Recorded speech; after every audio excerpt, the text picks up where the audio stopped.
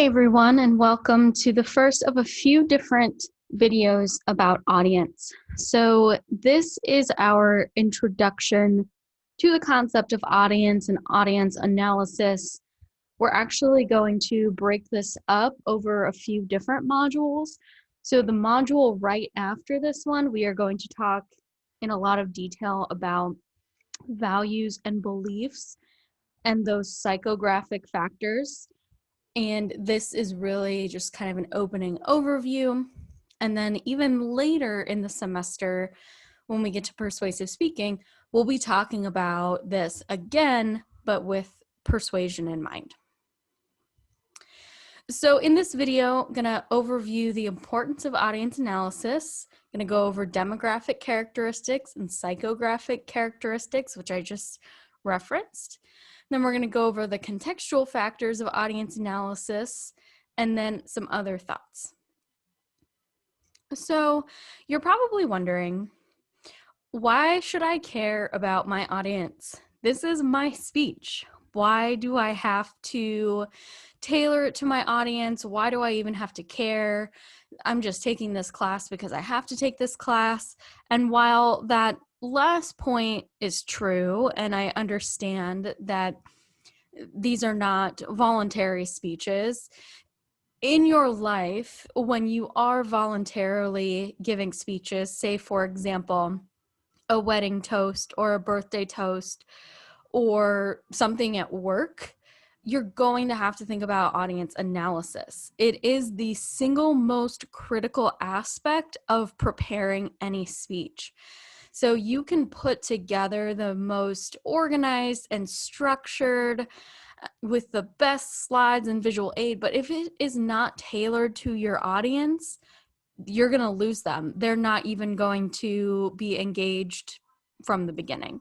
So it's very important to gather information about your audience, understand who they are, what their interests and motivations are, as well as things like their beliefs, their values, political affiliation. All of those things are important. And again, this is not to censor what you're saying, it's to be more effective. So if you want to truly be understood, you've got to consider your audience. If you are giving a speech to an audience of non-experts about a subject that you are an expert in, they're not going to understand you unless you do things like Dr. Taylor did in her TED Talk with bringing in analogies and all of those other ways that she was able to keep the audience interested as well as help their understanding. So you can only do that if you know who your audience is.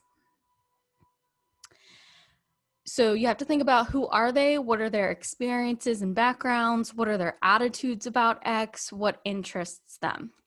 So thinking about all of these are just basic questions, and we're going to get into these a little deeper. Before we get there, also, if you want to motivate, inspire, convince, or just keep their attention, you have to think about these things. And finally, if you want to be heard at all, you need an audience-centered approach. So this is something that, while yes, you are in a public speaking class right now and you have to prepare these speeches, it's very, very important that you practice this notion of audience analysis and adaptation so that when you go out in real life, when you're giving presentations and speeches, you know how to do this. So let's first talk about demographics. So these are the things that if you've ever filled out any kind of application for a job or even application to college, filling out these categories.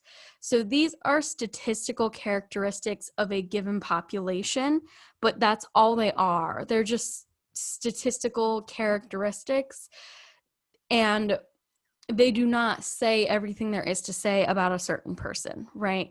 But we collect this information just for data purposes, and you may have heard that it's a census year. So if you are still technically living with your parents, they are the ones that get the census, and they fill it out, who's living with them, and they fill out all of these different characteristics in terms, well, I mean, not religion and political affiliation, but a lot of the more kind of factual based demographics like age, income, that kind of thing. So your parents are probably filling out the census, but once you are on your own, you're going to get your own census. And again, that's just an example of what demographics are. You want to be careful of stereotyping and totalizing. So stereotyping, I'm sure you're familiar, is generalizing about a group of people and assuming that because a few persons in that group have a characteristic, all of them do. So this is definitely a big no in terms of when you understand the demographic makeup of your audience, you can't assume things about them. So it sounds counterintuitive because I'm telling you to think about demographics but not make assumptions, but you can do both of those things. So if you know things like age, you can adapt differently, but that doesn't mean you are making an assumption that, these old people don't know anything.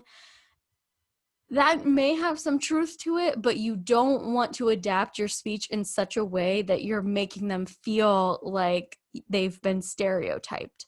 So it's a balance between understanding who is in your audience and making assumptions about them. So a more straightforward example, because ageism is real, if you know that nobody else in Com 111 is a education major.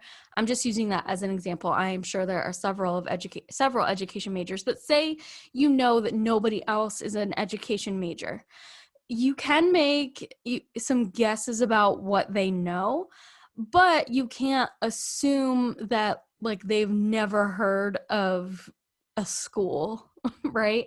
Just because they're not in education. So it's a fine line, and stereotyping gets really messy when we're thinking about things like age and race and gender and sexual orientation.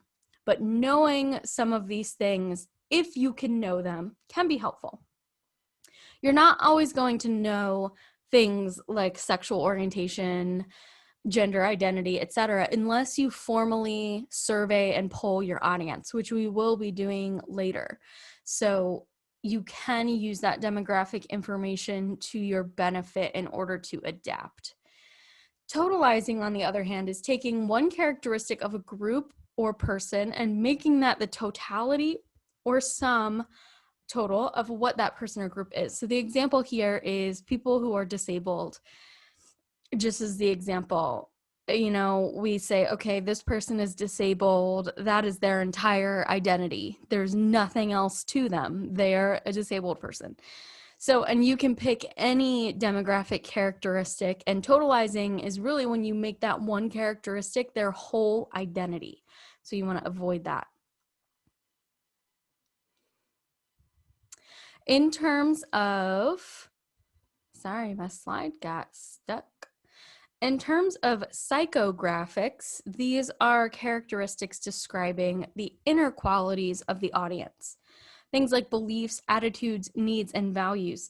Like I said, we're gonna go really deep into these things, both in the next module and then later when we get to persuasion, because these are the things that you are really going to be appealing to and adapting to in order to convince and persuade. Now, what this means, it does not mean you are giving up your beliefs. It doesn't mean you are pretending to be someone you're not. You do have your own belief. You do have your own opinion. But if you take the temperature of the audience and you know what the other attitudes and beliefs are, you can use examples that would appeal to those audience members in a different way than, what would appeal to you.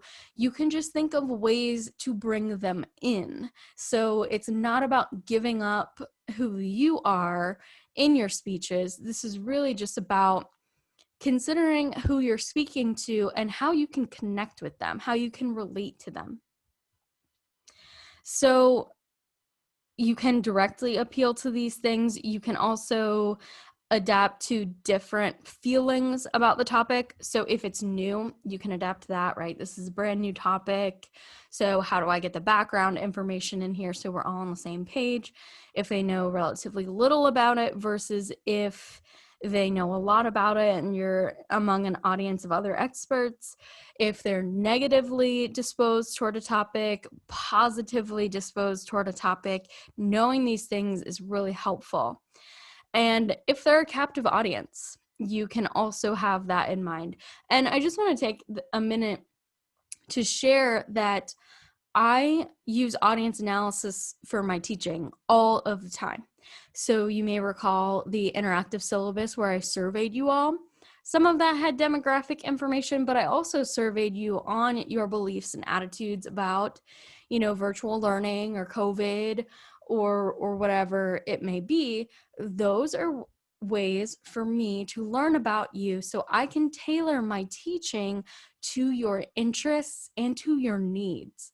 So knowing that I have mostly first year students who are not a fan of virtual learning, but are also very anxious about public speaking, so the virtual setting could be beneficial. I know all of these things, so I can tailor this class to you.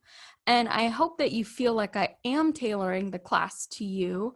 And if it's not evident, I mean, I can do better. I can always do better, but I really do try to learn about who you are, what your interests are, and for any of my classes so that I can bring those things in.